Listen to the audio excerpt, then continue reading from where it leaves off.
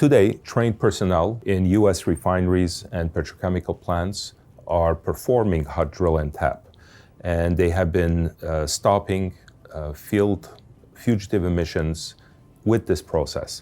The process, however, has some complexities. So Velan's patented field injection port is designed to assist hot drill and tap operations in the field, minimizing the risks as well as maintaining valve code compliance. And it does increase the probability of fugitive emission leak reduction under LDAR. Some of the risks that we are minimizing is drilling through the wall, as well as full thread engagement, maintaining wall thickness.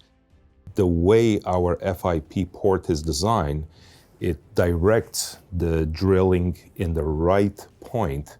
This way, the injection of injectable packing goes to the right area and increases the chances of success in stopping leakage. Velan's API 602 valves maintain their fugitive emission qualification as API 624, as well as the 100 ppm low E packing and low E valves. They are designed to last. They have demonstrated this already as a top-tier fugitive emission field performance in refinery and petrochemical industries, which has supported our customers in saving millions of dollars.